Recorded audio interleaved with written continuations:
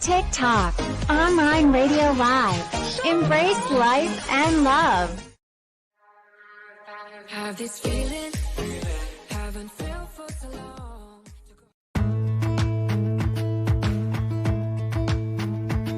Let's talk about our journey, learning its challenges and realities. Let's talk about goals and dreams, and realize together how colorful life can be. Let's talk about love and understand its nature. Let's talk about growth and share ways to cope. Let's talk about life and see the bigger picture.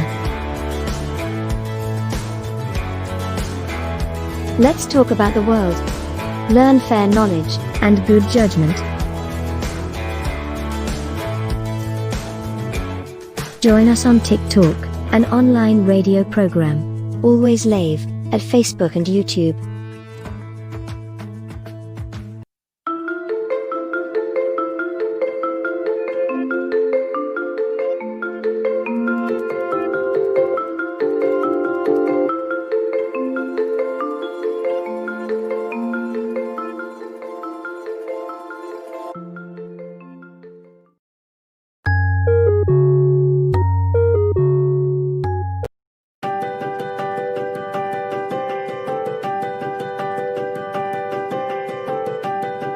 Nestled in the rustic city of Cabuyao Laguna is a resort that is more than just for recreation. It is a place where some people find healing purpose in life when they have seemingly reached the dusk of hope. This is One Algon Place, a temporary shelter that helps substance dependents and people with mental health struggles find new life. One Algon Place is an organization that operates an assessment and treatment center in a well-equipped residential facility. It runs the Academy of Hope, which was developed in 2008 as the educational arm of the clinical services offered by One Algon Place. But how does it differ from other substance abuse rehabilitation centers and mental health facilities? It values education and self-empowerment more than just medical intervention. The Academy of Hope runs a twofold program, School of Life and School of Soul. School of Life caters to students who have been diagnosed with psychosis and cognitive and developmental disabilities. Through the program, they are empowered to survival and excellence and taught how to cope with the demands of society. School of Soul aims to help those who struggle with handling problems, relationships, and life choices. The school particularly caters to those who have a basic stress substance and non-substance dependency disorders and mood and anxiety disorders. Both programs have the same goal: help people face their challenges, ensure their mental well-being, and succeed.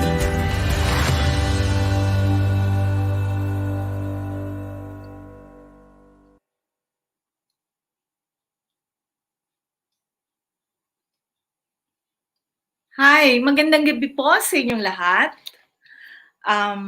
Narito na naman po tayo sa isang episode na naman po ng Random Presents. Ang topic natin ngayong gabi ay tungkol sa cyberbullying.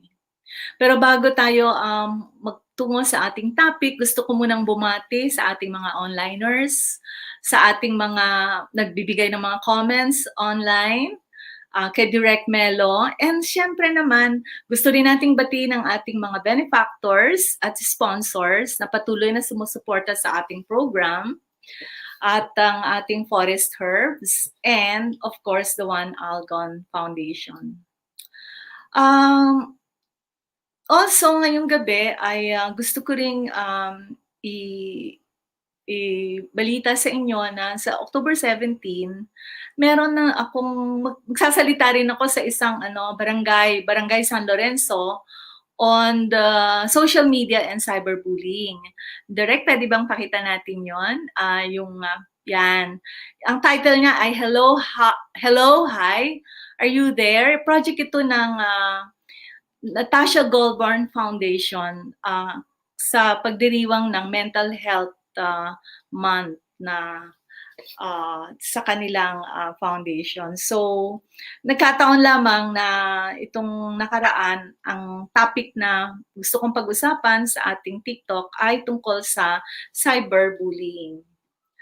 Ngayong gabi, napaka-espesyal kasi ang ating guest ay dalawa.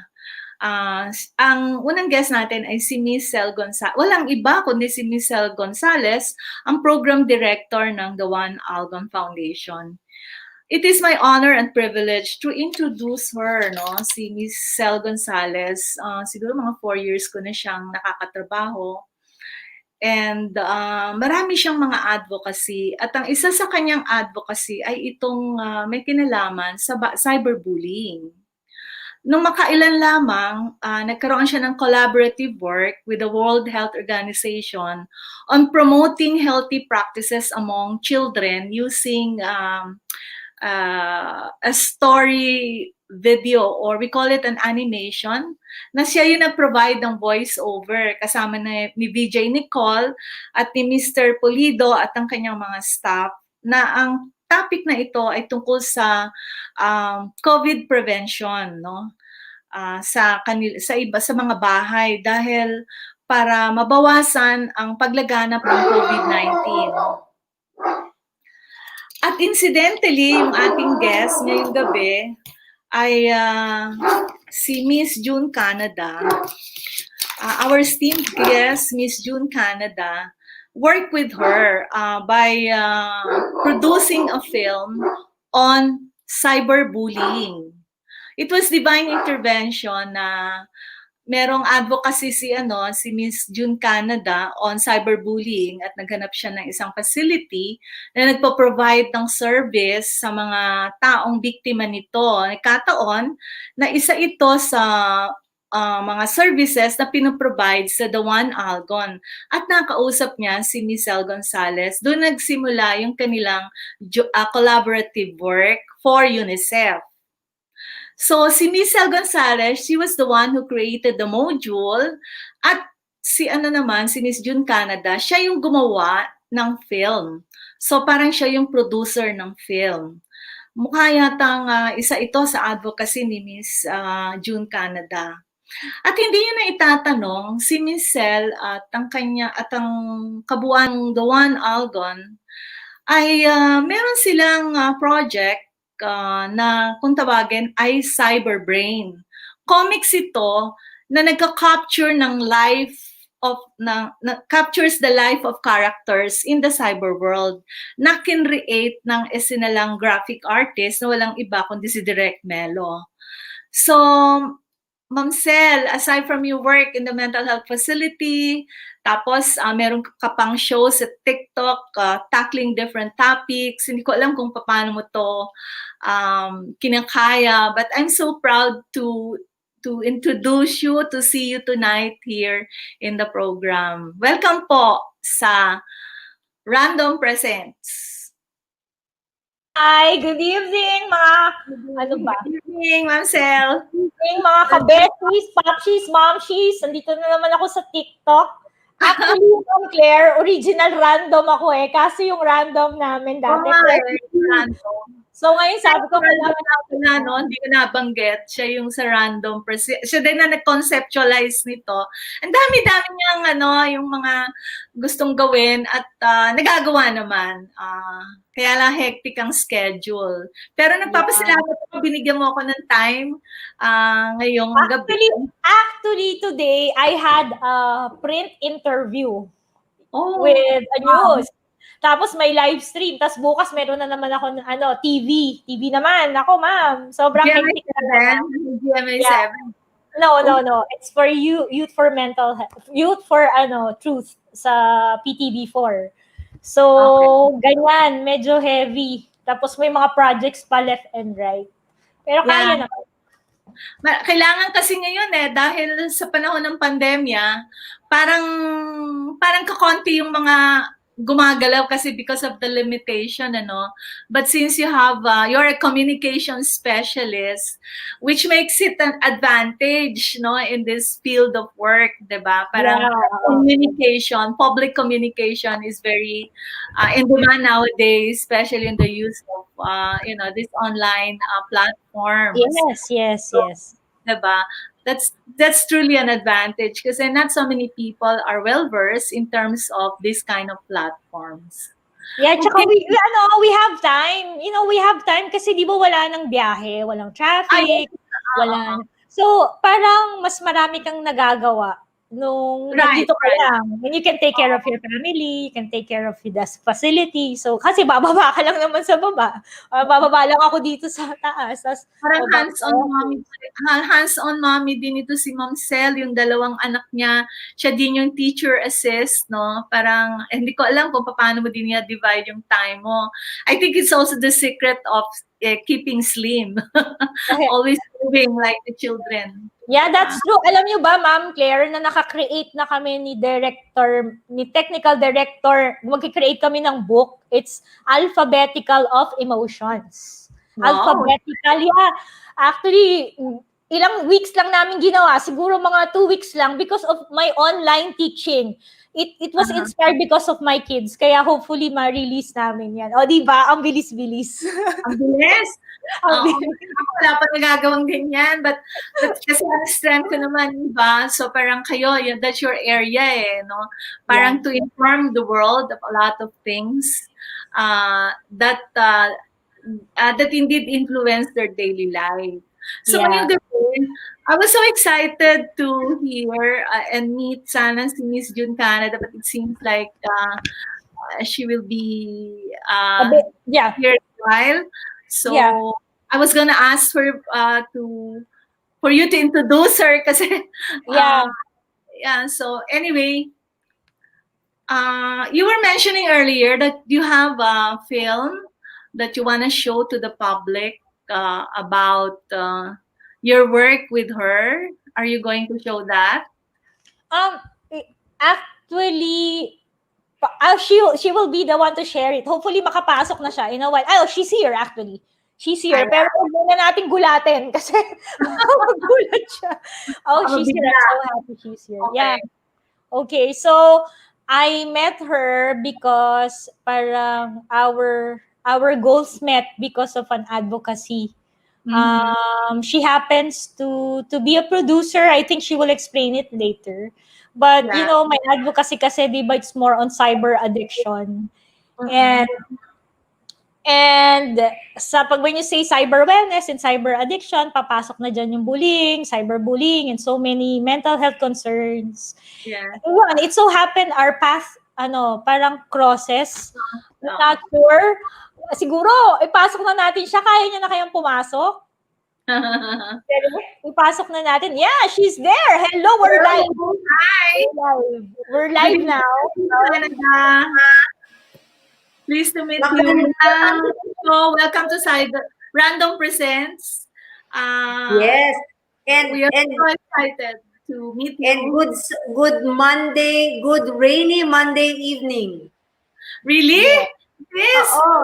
Is it raining there? Kanina, it's raining. Pero now, not anymore. Not anymore. Pero parang ngayon lang nag-stop. Parang buong araw siyang maulan. Sa inyo.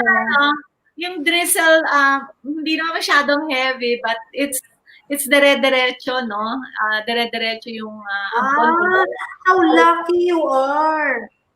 Where are you? In QC. Nakita ko kanina sa news. It was raining. In Quezon City, it's raining. Yes, so, and raining hard. Buti hindi no floods. Flood? Baha. Walang baha. Wala. Hindi ko alam Nandito lang ako. Busy yan. Sobrang busy yan. Kala mo. Pag ganyan. Anyway, while you were about to come, I was requesting Michelle to introduce you because I mean she was so proud to have an opportunity to work with you, produce a film on cyberbullying. And I was asking si Michelle, what could be her advocacy for for producing a film. It's very expensive to produce a film because filmmaking is it's wala namang parang lagi mag sponsor, 'di ba? So unless na talagang it's going to be a hit, no? Cyberbullying is new in our land. Kailan lang naging highly aware ang mga tao. So anyway, that's it. What can you say about that, Michelle? Yung start ng relationship niyo. Oh yeah, yun. Well, Yun nga. first of all, Yeah. Sige, go ahead. hindi. Sabi ko, first of all, surprise guesting to ha. Hindi ko talaga yung pag-uusapan natin. Although, kailan ba yun, Sel? 2 weeks ago, no? When you said that, nangyari. Yeah, we'll talk about cyberbullying. That was 2 weeks ago. And sabi ko, Ayan. I lost you. yeah. So No, I wala. continued. I continued like 2 weeks ago. I talked to you and wait, let's guess naman cyberbullying because you have a project and at least timing kay Miss Claire. That's why I encourage her. Ako na lang sa technical kasi ako naman gumawa ng module eh. So anything about cyberbullying I can answer pero yung sa film ikaw na yan. About the advocacy. Yes, Yeah. yes. Yeah, so, tama ka, Miss Claire, when you said, oo nga naman, sino nga naman ang crazy to spend that much, di ba? Tapos hindi mo alam kung if there's really an audience for this Yes. one, di ba? Ito ba gusto nila talagang pag-usapan? Di ba? Yung parang ganun. So, it was a hard decision. Although yun nga, na-convince ako our writer is Ping Medina. Ping Medina. Okay. Yes, and he was able to convince me na, Thespian, no? Thespian. Okay. diba, actor, and then he turned the writer because he took a class with Ricky Lee. Mm-hmm. So the famous Ricky Lee. So yun, sabi niya, why don't we talk about youth issues like cyberbullying and depression? And sabi niya talagang widespread na issue, yung talagang, tapos sabi ko talaga ba? Sabi ko gano'n. And then the other concern was, gusto ba ng mga schools to? Baka mamaya sabihin nila, di ba, I'm treading on a sensitive topic or a sensitive path or yung parang gano'n. So sabi ko, okay, pag-isipan natin mabuti. But, well, with prayers and with the prodding of friends who would say na, hindi, meron yan. Ay, naku, hindi mo lang alam na ang grabe itong mga issues na to for, about the youth. So sabi ko, sige, natin to. Push natin to. Yung ganon. And then, thankfully, ang dami din palang mga advocates. Ang dami din, like, for example, yung parang ganon. Ang dami din pala who would want to spread this kind of issues, no? So we have, sa film namin, it's depression, cyberbullying, and HIV. Yung ganon. Okay. So yun, so doon talaga nag-start yun. I don't know after this what next, but ito muna, palaganapin muna natin sa mga sa mga kabataan, sa mga adolescents, 'di ba? What cyberbullying and depression and HIV is all about. So you're into right now Ma'am Sel, kumusta na ngayon yung project ng on cyberbullying? Has it taken off na? Parang in what stage are you now? At what stage are you now? Actually, I finalized the I've already finalized the module, right? So it's with Miss June to She did a very good job with our module, and What was the focus of your module? What was the key factor there that would make the youth appreciate it? so it's more on understanding what is cyberbullying. Actually, the film is really creative, funny. You will learn a lot from it. And then yun yung ano ang galing nung gumawa, ang galing nung nag-direct, ang galing nung gumawa ng miss. And then talagang alam mo yun, it's a modern way of parang preventing cyberbullying in a very creative way.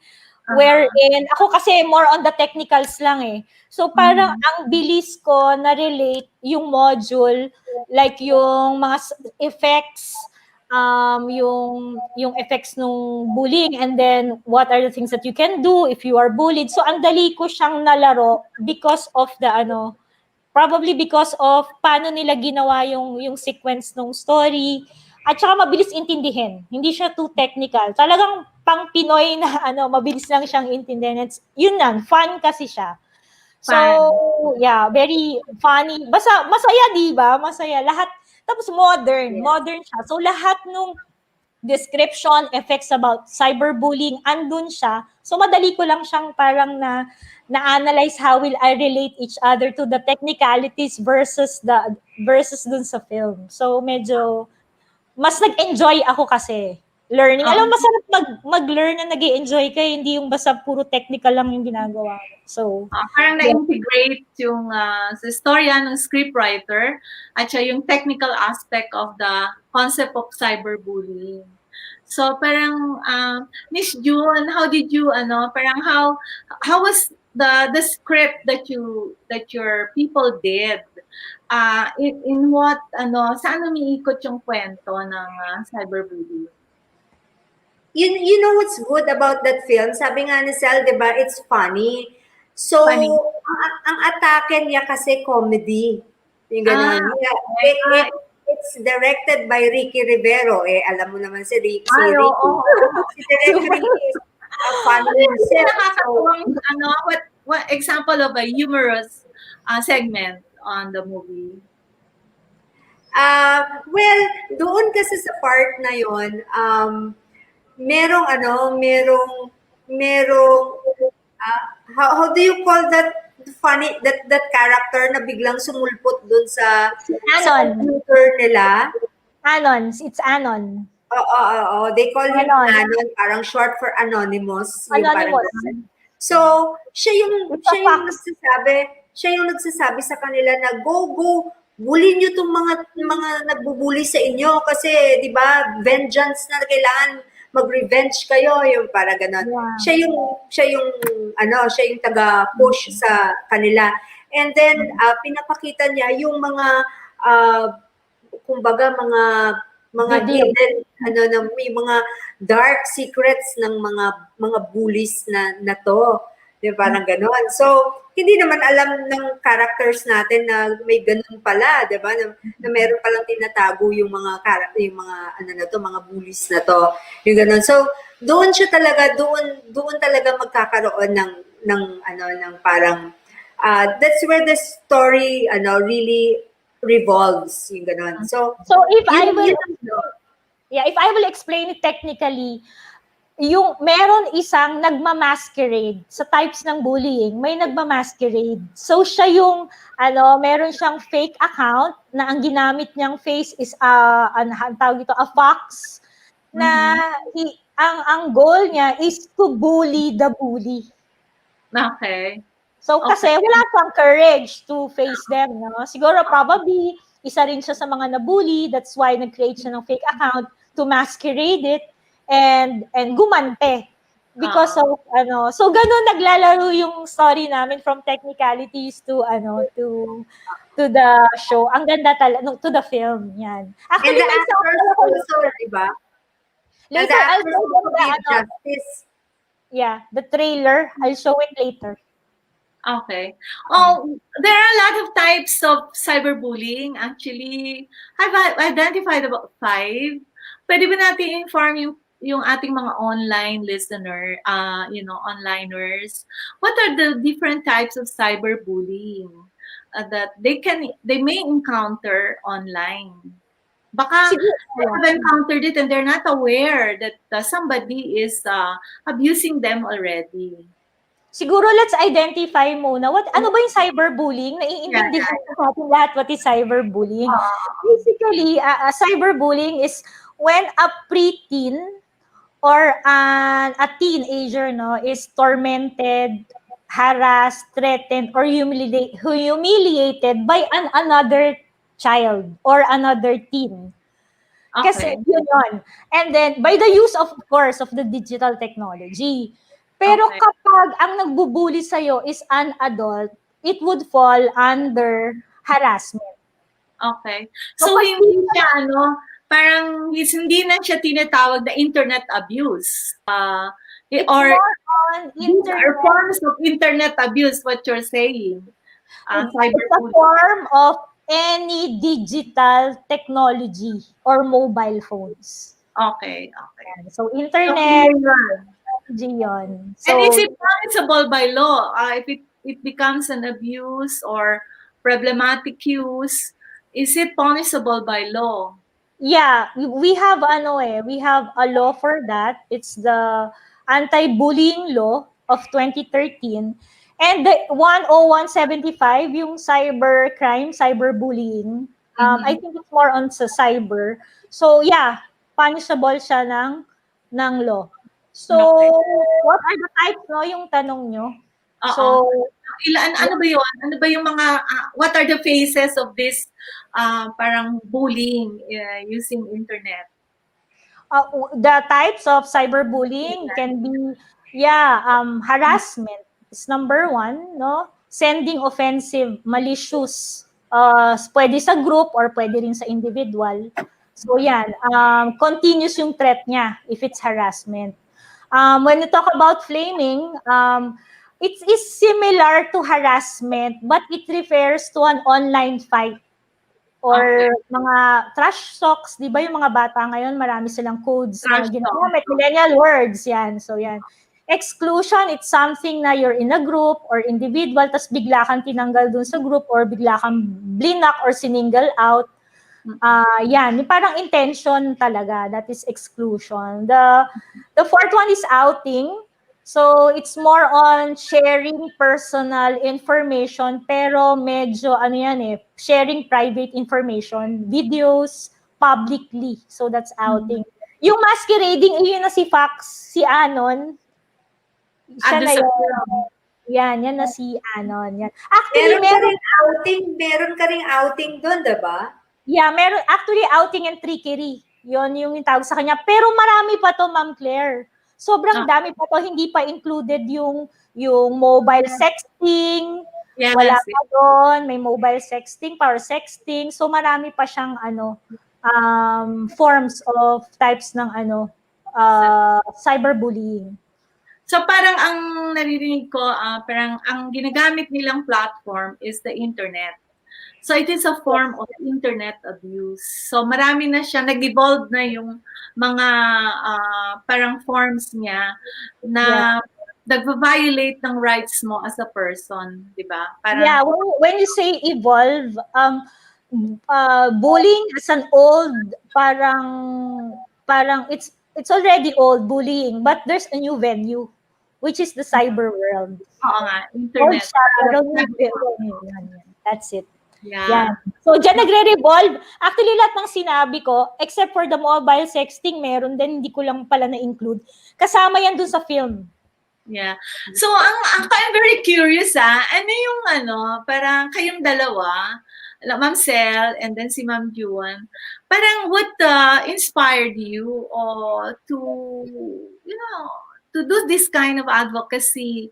Because, I mean, this is something that para bang not so many people will talk about it. Parang when you encounter it online, parang to you, since you don't know, it's not a form of an abuse, di ba? Kasi hindi siya pinag-uusapan, di ba? Parang minura ako sa Facebook. Minura din niya, di ba? Sumagot siya. Tapos na. Or lalala yung nila, yung pagtatalo nila. So parang nasa public yung away nila, 'di ba? So parang pagka nagsumuko na yung isa, tapos na. Parang wala nang gagawing hakbang. Parang nasabi ko na yung nasabi ko. Siya din nasabi na niya. Tapos na. Parang wala lang, 'di ba? Pero in reality pala, meron palang na-violate dun sa karapatan niya as a user of internet or online. So, ang nakikurious ako ay paano nyo nadi-differentiate or paano niya mapoprotectionan yung sarili niya na hindi siya umabot sa ganon. Na napapahiya ka online, di ang daming nakabasa, di ba?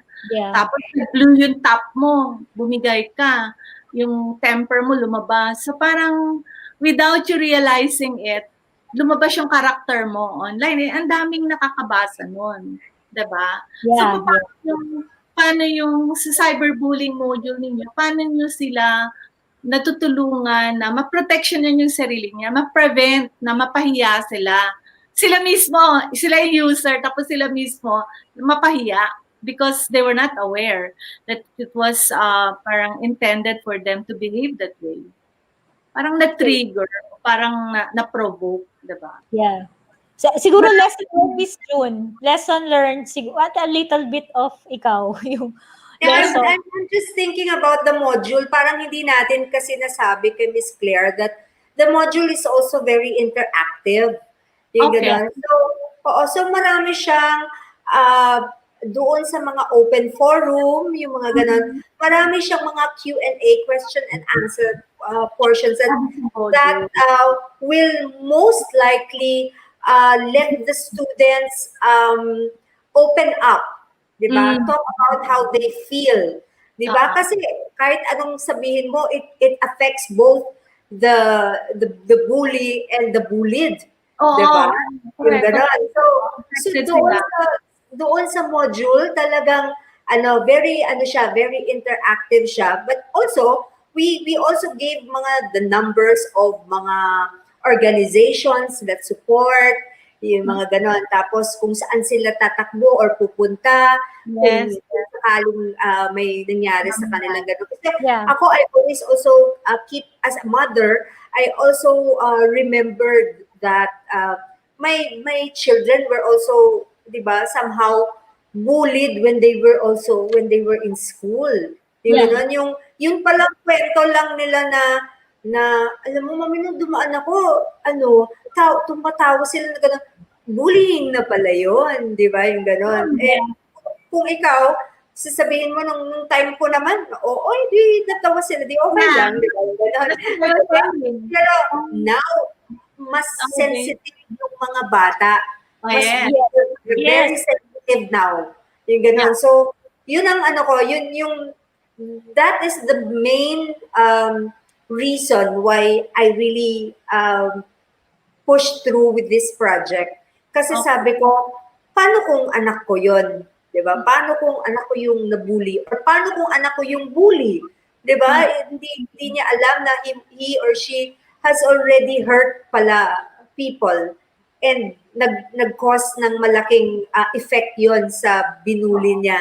Remember, diba, in the film, there was one who committed suicide because binuli siya. Yung ganon. Good thing lang, hindi siya natuluyan. Pero, diba, that's how bullying can affect children or adolescents also. Especially they're in the stage na ano pa sila, di ba? They're also looking inaano pa nila yung sarili nila, they're also trying to understand who they are. Pero pag binuli sila, minsan ang self-esteem nila bababa. Kasi, ay, ganito ba ako? Pangit ba ako? Ano ba? Ay, sorry, Liza Soberano lang yung dating din. Pangit ba ako? Hindi ba ako hindi ba ako kaibig-ibig, di ba? Para ganyan. So, Yeah. they would tend to think that way. Yung ganun. Yeah. So, talagang dapat mag-ingat tayo with our words and Yeah. actions also. Yeah. So, Ma'am Sally, Ako, siguro relate to that. yeah, actually, kasi I started cyber wellness year 2012. So, Tagal 2012. Years na. Yeah, my experience with a cyber addict started 2008. Siguro Okay. 17 years old na cyber addict. Yan. Hanggang sa pag sinabing cyber addiction o anything about related sa technology, ako yung counselor dito sa facility.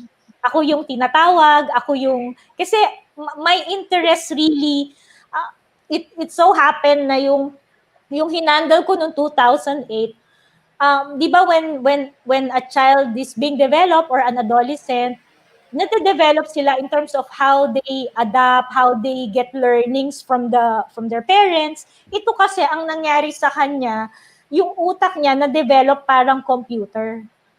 Oh, okay. Yun. So, yun yung isa sa mga aking journey with that on how you will talk to a teenager when he functions like a computer. So, doon ako na-challenge.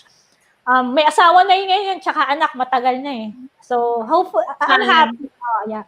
And then, yung pinakamatindi, it was a 12 years old child when we were doing a therapy eh. It was 2012. Doon ako nag-breakdown na I need to do something na sabi niya na ang tingin niya sa mga family niya, demonyo na. Actually, he was playing Dota during that time. Demonyo na sila. And then he realizes when we had a group therapy, sabi niya, may God pala. Talagang doon, parang nag-melt, parang gusto kong umiyak. Sabi ko, anong nangyari dito sa batang to? Bakit ganun? Bakit sa dinami-dami ng batang makikilala ko, ito pang nasa harap ko? Ganyan talaga. I almost cried kasi imaginein mo bata, tapos sasabihin niya, there's a God pala. Parang, and then I have a child. Sabi ko, then I really prayed kung ano yung pwede kong gawin. That's where I started the campaign for cyber wellness. And yung pinakamatindi, ito na yung pinakamatindi, that's why I decided to create these comics. Yung pinakamatindi, when I met a teenager with a dying mother, no, na ginamit siya ng mafia just to be trained on how to play the games sa China. So, binuli siya na mathematically, he can think, ito katulad nandito sa kwarto, alam ko kung gaano kalaki to, ilang square meters, ganun sila i-train na. Tapos trash talk, they are trained, 3 months ang training, may exercise, kailangan makikita sila online na nag-exercise sila, they can compute, halimbawa, ito, I will compute the diameter, ilan ang diameter nitong computer na to. That's how they were trained, just to play the game, because they are the army. Ibig sabihin, army sila para hindi makuha yung pot ng pera dun sa pananalunan nilang millions of dollars. So that's where I was like parang oh no, is this really happening in the World Wide Web? So yun yung and na-meet ko si Miss June, talagang hindi naman ako humindi, di ba? Nung nalaman ko yung project niya, talagang, ma'am, I want to read the script, I want to see, I want to check, and then, yun na, sana, marana natin, no? Hopefully, nang dire-diretso. May forever sa advocacy na to. Yes, yes. Parang, kasi lalo na ngayon, because of the pandemic, I was writing nga in our FB page, there are about 69 million users of internet, ages 16 to 64. Ano yan? Pilipinas 69 lang? million users, online users. The one Pilipinas lang yan, ma'am? Filipino, 69 million ang may access sa internet, 16 to 64 age group. And because of the pandemic, nag-increase siya to 74 million.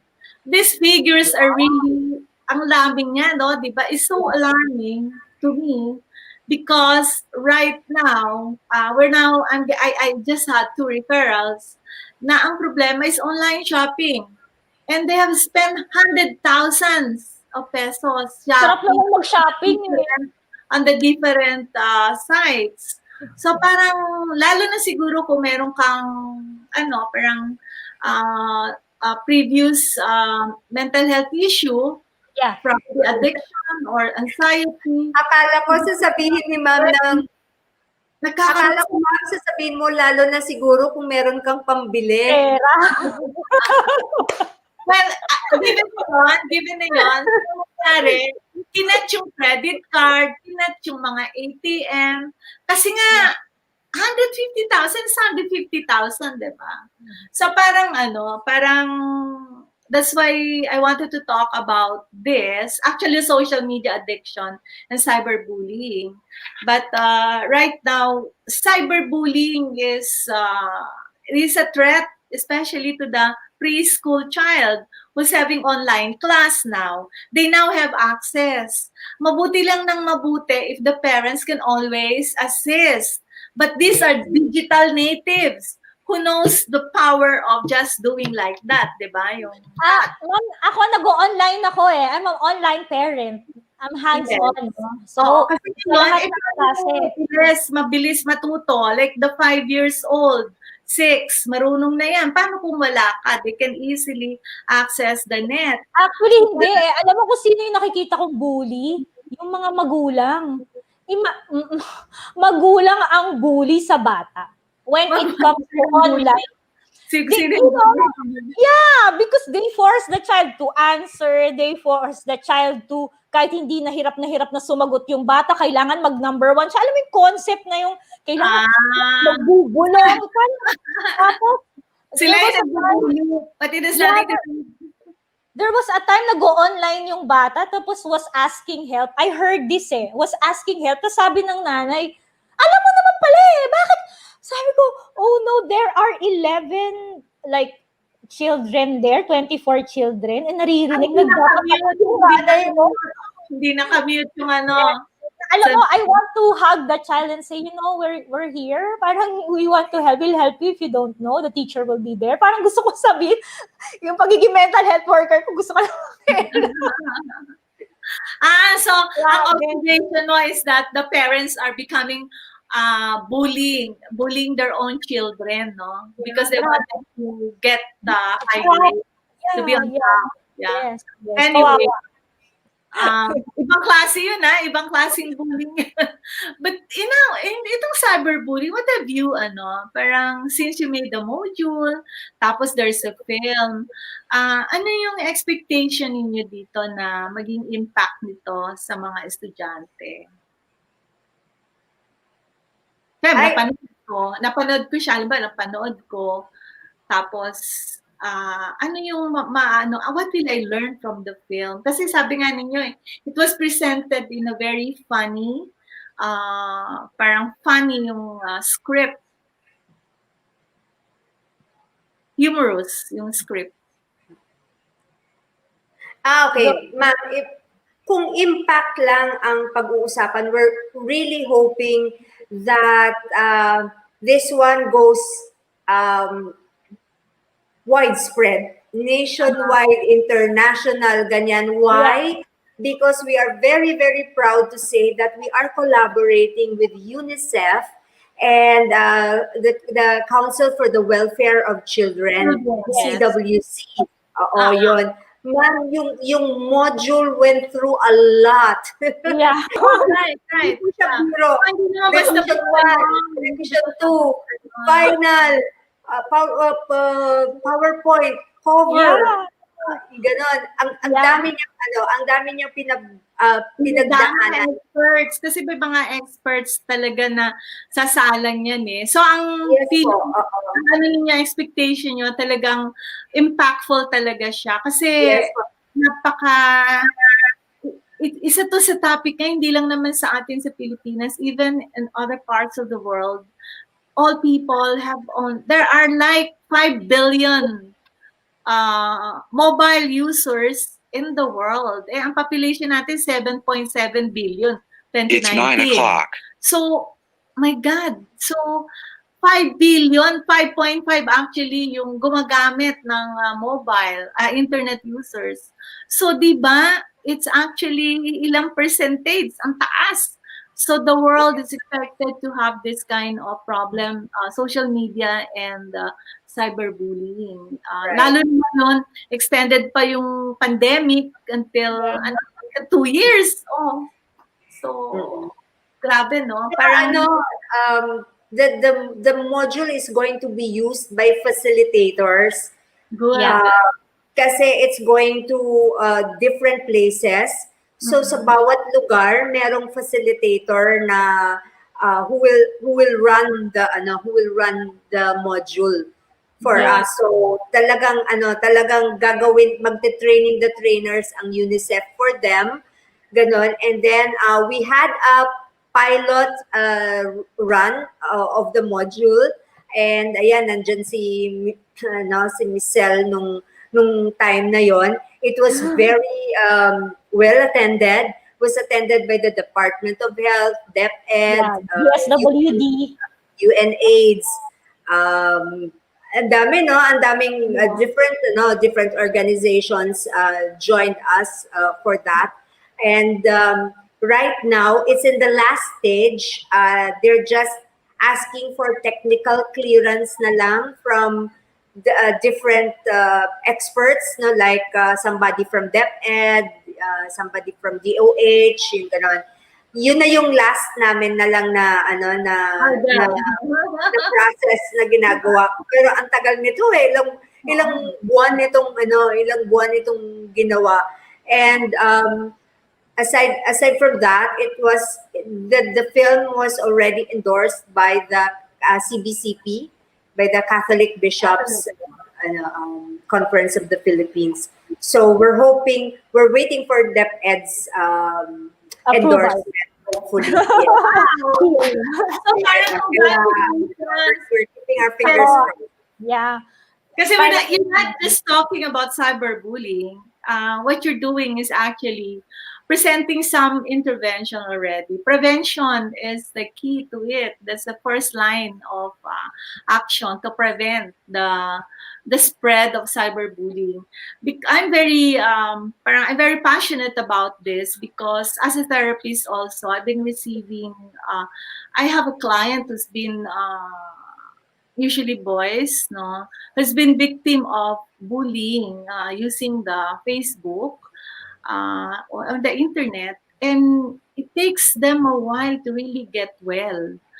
Parang my heart, parang my heart sings whenever I hear na parang when they reach that moment in their lives na yung napahiya sila dun sa Facebook, pinost yung very compromising situation na nila, parang pag naaalala nila, they go into depression and they want to harm themselves.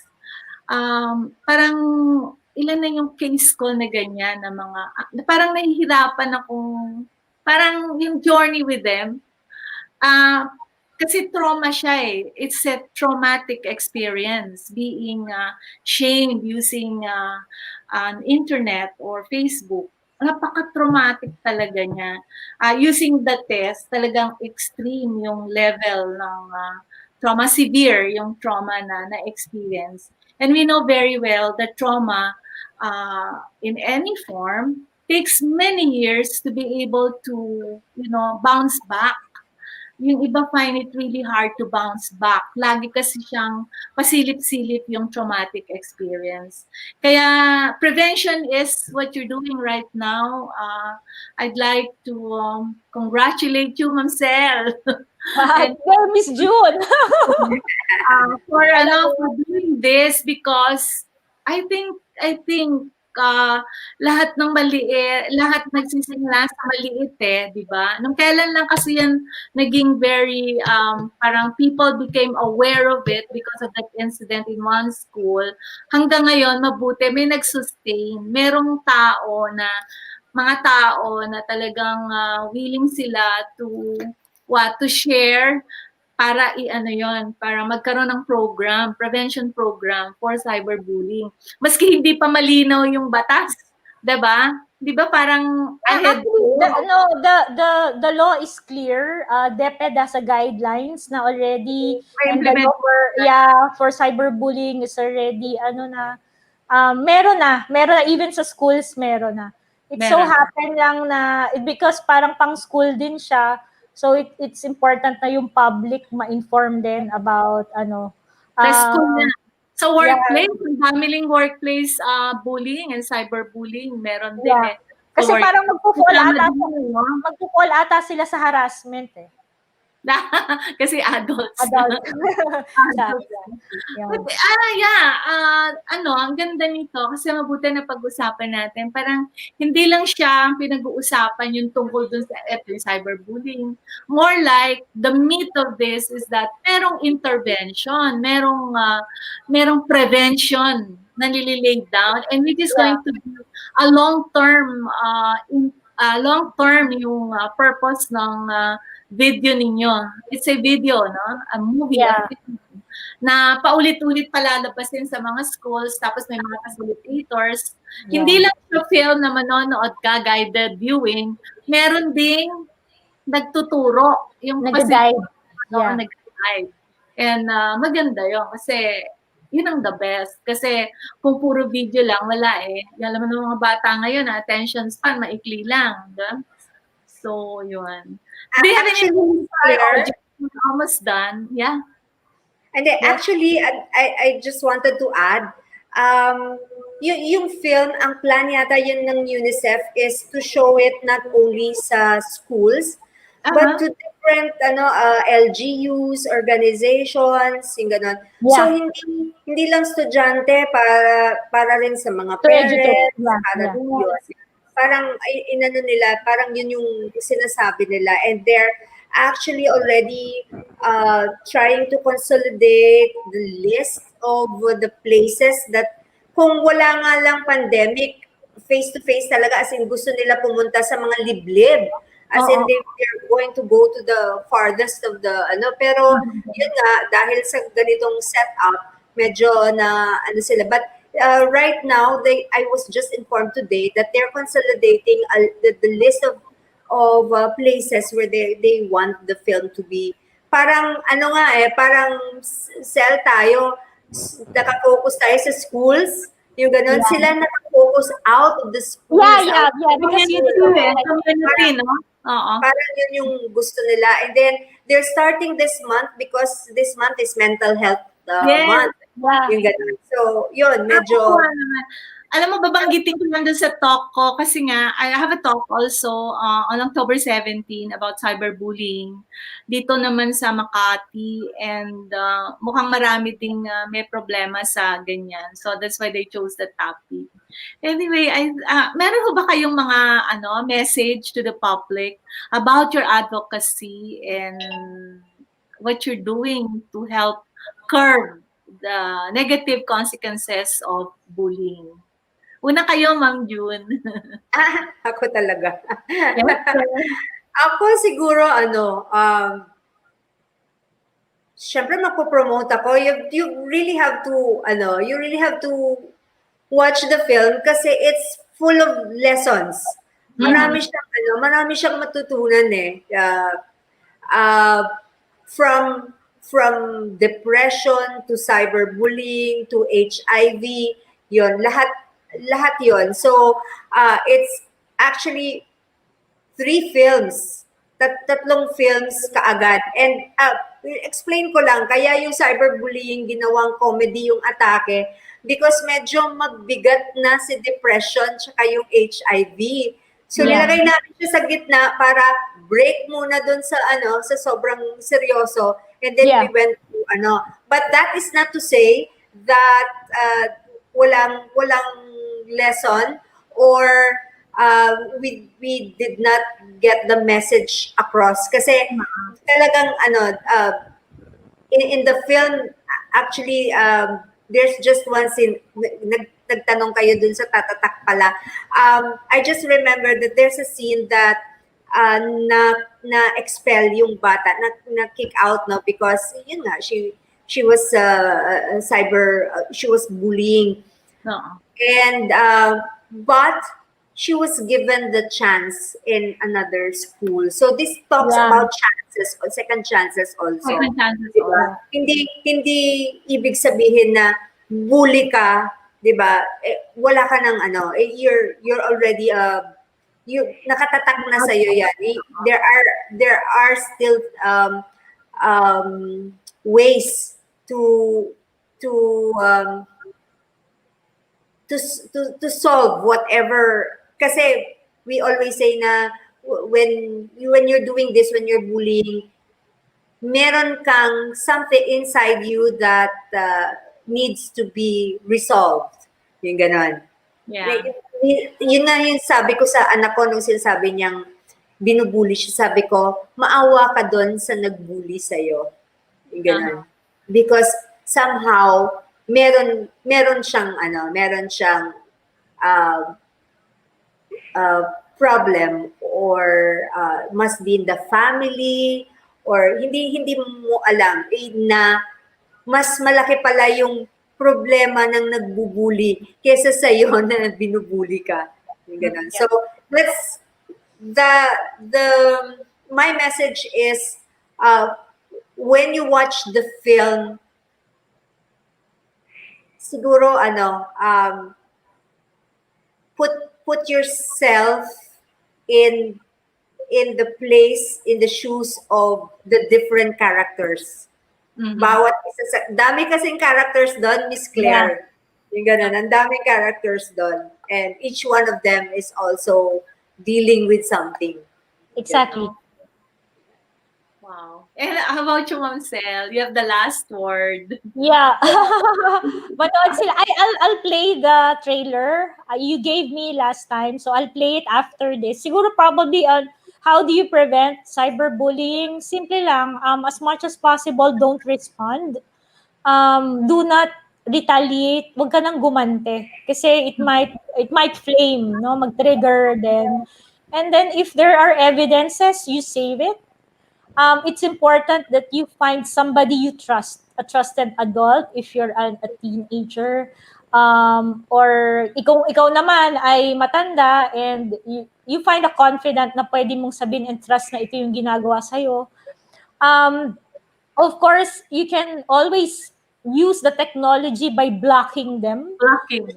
Blocking them, you can block them, or kung ayaw mo namang i-block, be civil as much as possible. And if you see somebody's being bullied, do not be a bystander. At least speak up para at least kung hindi kaya nung binubuli, kung meron naman malakas ang loob na magsabi na hindi naman para i-flame yung meron ng alitan, dadagdagan mo pa. It's just to say stop. That's the only way. That's the thing that you can do to prevent cyberbullying. And we can play the video so that they can see what is we are talking about, the clip of the movie. So you get excited of the glimpse nitong movie to. So I can play it. You like me to show it, Ma'am Claire? Yeah, sure. And I would say we'll show the movies as an ending of this show for episode tonight. Okay. So thank you for coming, Miss June Canada, and thank you for gracing the occasion, Miss Sel. Yeah. And to our online listeners, thank you so much for staying with us. At sana po may natutunan kayo sa ating topic tonight about cyberbullying. And we're so lucky to have a sneak preview of the much talked about video on cyberbullying, which will be shown by UNICEF worldwide. So here it is. Okay, let's play it. I'll just share the screen.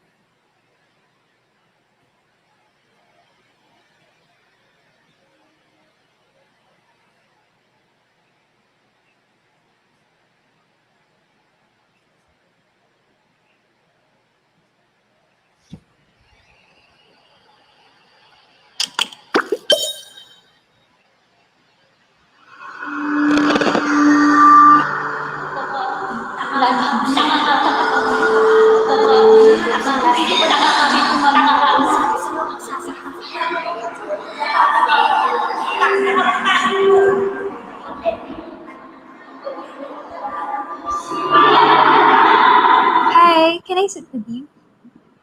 My name is Daisy. Ano nga ulit pangalan mo?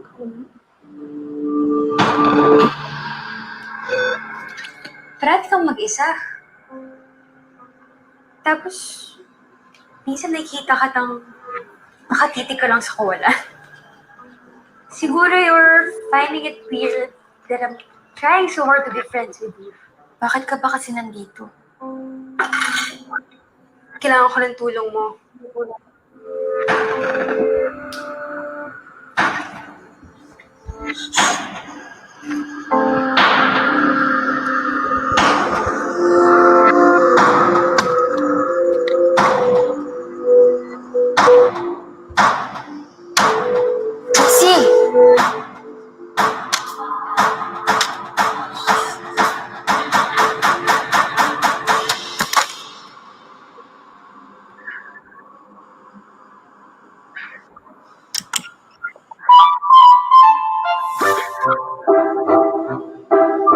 Game. Okay, game. Okay, action.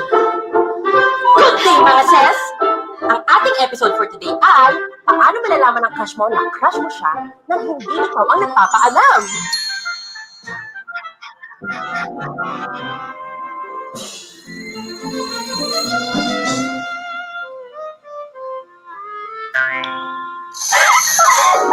Si Miss Menso, namumula na naman yung mukha.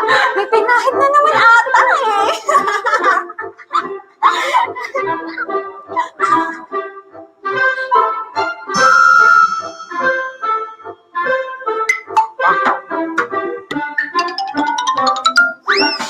Sino bruhang gumawa ng video na to? Sino? Huwag ka na umasa. Hindi kita type.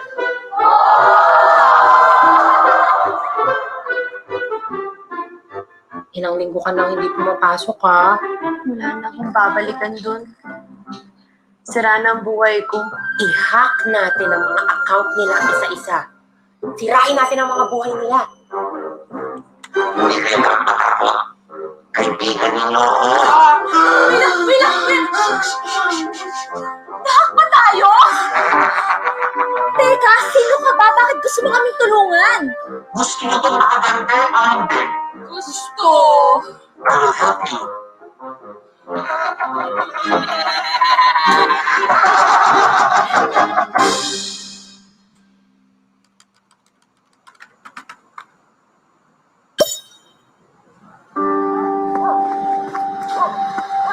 Kuya, para! Kuya, para po!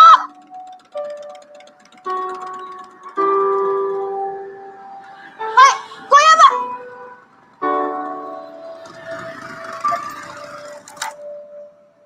Kala mo ba tricycle ako?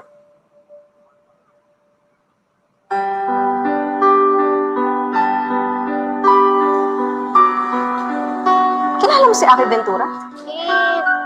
Medyo delix kasi yan, girl. Are you stalking me? Actually... Oh.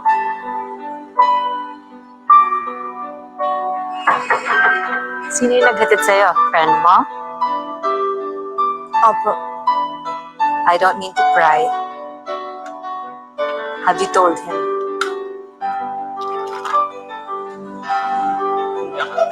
Uy! Taka! Uy!